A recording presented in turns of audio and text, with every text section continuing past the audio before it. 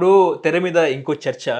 టీడీపీలోకి కొంతమంది బీఆర్ఎస్ ఎమ్మెల్యేలు ఇప్పటికే ఏపీ సీఎం చంద్రబాబుతో మంతనాలు పూర్తయ్యాయంటూ వార్తలు. నమ్ముతారా? నమ్మకపోవడం ఏమున్నది ఆడ? బహిరంగ రహస్యమే అది. ఖచ్చితంగా చేస్తూనే ఉన్నారు. హ్మ్. ఆ! ఈ దేశంలో ఇప్పుడు చంద్రబాబుకున్నంత శక్తి ఓకే. ఆ! ఎవరికి లేదనేది వాళ్ళకున్న అభిప్రాయము. దాంతోటి మోడీని కట్టడి చేస్తాడు, రేవంత్ రెడ్డి కట్టడి చేస్తాడు. హ్మ్. ఏదంటే అది చేసుకోవచ్చు చంద్రబాబు ద్వారా అనేది ఒక అభిప్రాయం రాజకీయ వర్గాల్లో ఉన్నది. హ్మ్. పెట్టుబడిదారుల్లో ఉన్నది. ఓకే. వ్యాపారుల్లో ఉన్నది. హ్మ్. దాంతోటి ఖచ్చితంగా చేయకుండా ఎట్టుంటారు? ఇవాళ ఇక్కడ మొత్తంగా కూడా ఈ రాష్ట్రంలో హ్మ్. మొన్న మొన్నటిదాకా ఆహ్, కల్వకుంట్ల చంద్రశేఖరరావు, కేసీఆర్ ప్రభుత్వం ఉన్నప్పుడు టీడీపీలోదే రాజ్యం. మళ్ళీ ఇప్పుడు అదే కనపడుతుంది. ఏమున్నది ఇక్కడ? హ్మ్. ఏమన్నా కొత్తగా ఏమైనా అగుపడుతుందా? పేరుకు కాంగ్రెస్ పార్టీ. కాంగ్రెస్ మార్కు పరిపాలన జరుగుతుందా? ఉన్నదా ఇక్కడ? అధికారులు కానీ, మరి వ్యాపారాలు కానీ, పెట్టుబడిదారులు కాంట్రాక్టులు కానీ, రియల్ ఎస్టేట్ కానీ, పొలిటీషియన్స్ కానీ ఎవరిది నడుస్తుంది ఇక్కడ? పోలీసు యంత్రాంగంలో ఎవరి మాట చెల్లుబాటు అవుతుంది?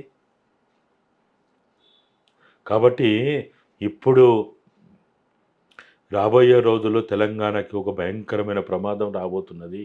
దాంట్లో ఏమి అనుమానం లేదు. ఓకే. ఈ ప్రమాదాన్ని ఎదుర్కోవడానికి తెలంగాణ వాదులు సిద్ధమవుతున్నారు. ఈ 100 మంది కాదు 1000 మంది చంద్రబాబులు వచ్చినా తెలంగాణ వాదాన్ని, నినాదాన్ని ఏమి చేయలేరు. ఓకే. అయిపోయింది. ఆట అయిపోయింది అది. కాబట్టి ఇటువంటి పగటి కలలు ఏమి నడవవు. ఓకే. ఇప్పుడు ఇండియా లెవెల్‌లో బీజేపీ అధ్యక్షునిగా మోడీ మనిషి ఉంటారా? లేకపోతే ఆర్ఎస్ఎస్ వ్యక్తులుంటారా? అంటే ఏం చెప్తారండి? మోడీ చరిత్ర అయిపోయిందిగ. ఆ! మోడీ శకం ముగిసిందిగ. ఓకే. ఇంకా మోడీ శకం లేదిగ. ఆ! వాళ్ళు ఖచ్చితంగా ఆర్ఎస్ఎస్ పిడికిలి బిగించింది. హ్మ్.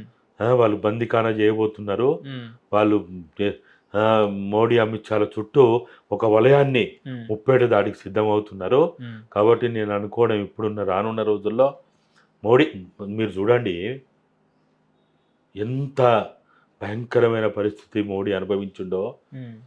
ఒక బీజేపీ తరపున హ్మ్. ప్రధానమంత్రి అభ్యర్థిని కావాలనుకున్నప్పుడు మోడీ ఎక్కడ మొదలు నిర్ణయింపబడాలి? బీజేపీ పార్లమెంట్ సమావేశంలో కావాలి. మరి బీజేపీ పార్లమెంటరీ సమావేశంలో మోడీని ఎన్నుకున్నారా ఇప్పటివరకు?